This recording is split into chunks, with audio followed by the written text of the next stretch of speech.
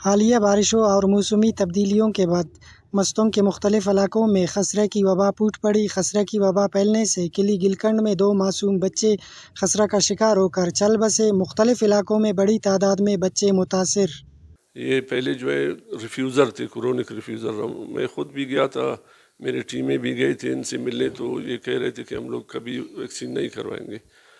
جب ان کو نقصان ہوا، یہ بچے ان کے 2 ضائع ہو گئے، اس کے بعد انہوں نے جو ہے خود وہ کہہ دیا کہ بھائی آ کے ویکسین کروا دے۔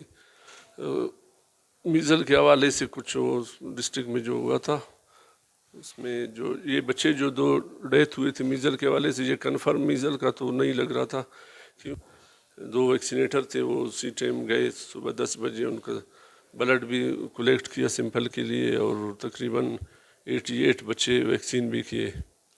بدقسمتی سے ہمارے یہاں پہ ڈسٹرکٹ مستونگ میں 2 ڈیتھس رپورٹ ہوئے تھے میزلز کی وجہ سے، جسے ہم خسرہ کہتے ہیں اور براوی میں ہم اسے سورک کہتے ہیں۔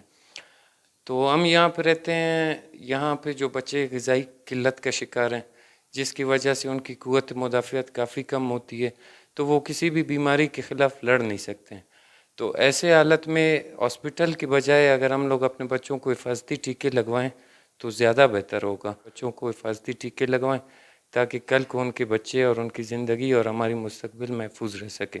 خسرہ ایک موذی مرض ہے جس سے بچاؤ کے حفاظتی ٹیکے لگانا لازمی ہے۔